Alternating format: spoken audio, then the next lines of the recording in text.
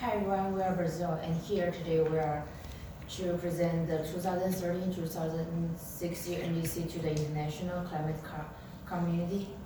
And let's talk about climate change first. Climate change is the phenomenon caused by the greenhouse gas effect as the result of the carbon dioxide methane and the other gas in the atmosphere. And it also caused by human activity, especially the industrial activity that burning the fossil fuel. And now let's move to the background of Brazil.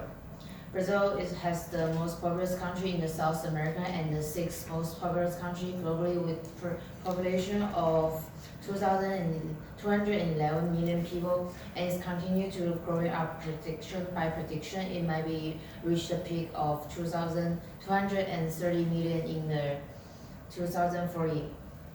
And Brazil is a democracy republican with the current president is Jair Bolsonaro, and he is a member of Conservative Party. He supports the agribusiness over environmental protection. He also threatened to remove Brazil from the Paris Agreement. Brazil has the largest economy in the South America and ranked 8th in the largest economy globally because of the large amount of natural resources, and the most important comes from the Amazon rainforests. And the rainforests act as the most important carbon sinks of the world. And using the combination of fossil fuel and renewable energy as the fuel for sources. Increasing development renewable energy within the past 50 years, the largest increasing of the being hydroelectrical power with the make up like 28% of the current power mix. And then on the right of the program is the overall primary energy consumption in Brazil.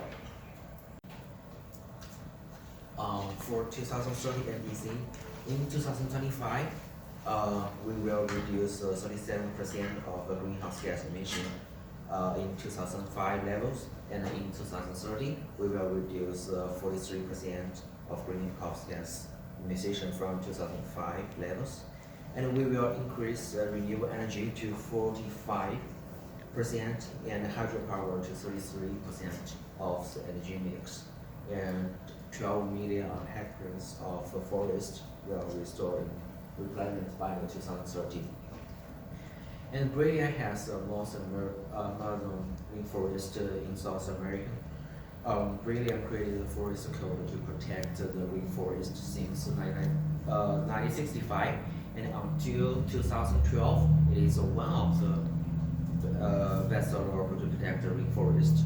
However, in 2012, we changed Brazil's forest code, like all illegal acts before 1997 will not investigate, and we cut down the area of the rainforest in city from 80% to 50%.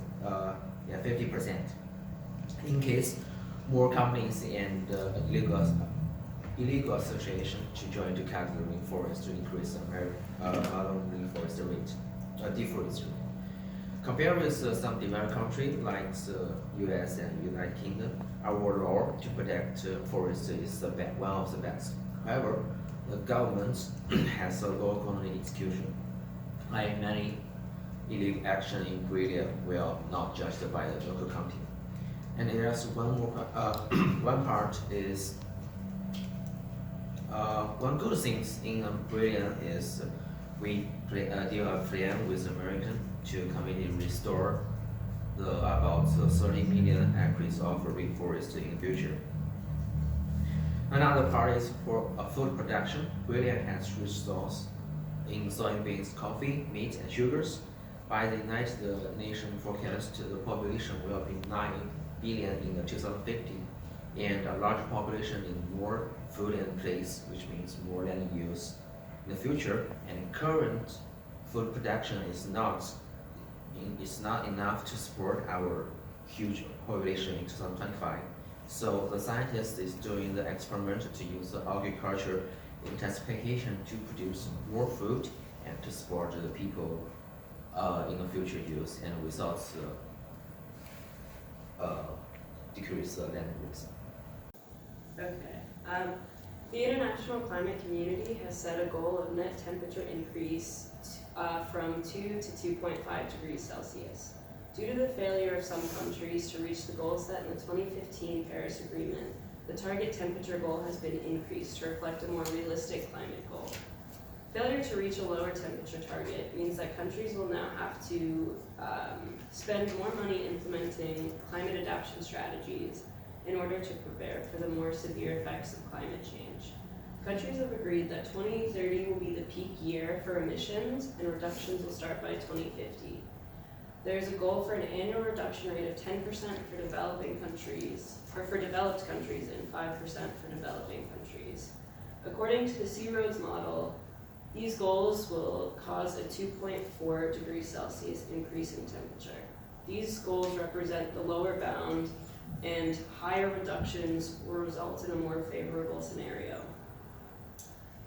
Brazil specifically pledges to reduce reductions by 75% of 2005 level by 2060.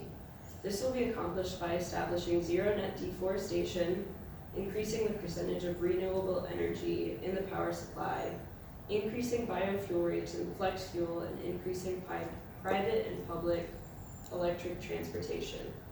Brazil plans to have 70% of the energy supply come from renewable energy sources by 2060. Additionally, there will be more focus on increasing production of sugarcane and other biofuels, as well as transitioning towards zero carbon agriculture.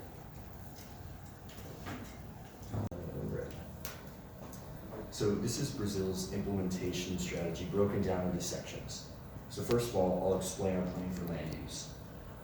We're going to create a federal law to protect Brazil's biomes and specifically the rainforest.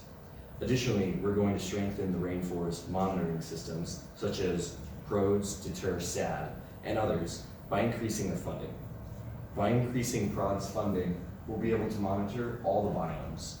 And by funding Deter, law enforcement will be able to act more quickly to areas where illegal deforestation is occurring. Next up, I'll talk about our plan for agriculture. We plan to increase subsidies for farmers who produce biofuels as a way to transition to renewables and low carbon energy sources. Sugarcane takes up the least amount of farming land, making it attractive from a conservation standpoint. We also plan to provide subsidies for farmers who use low carbon agricultural techniques. This incentive will push more farmers to reduce their carbon footprint. Next, I'm going to talk about industry and transportation, which are a large source of carbon generation.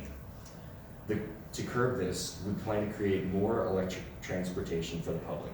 This will strengthen infrastructure, stimulate the economy, and also reduce travelers' carbon footprint. In order to meet growing energy demands, we want to increase Brazil's renewable energy sector. We will provide subsidies for creating more renewables, specifically solar and wind. This way we can increase from 23 to 40% of the total energy mix for those sources. We also plan to maintain our current hydroelectric power at around 35%.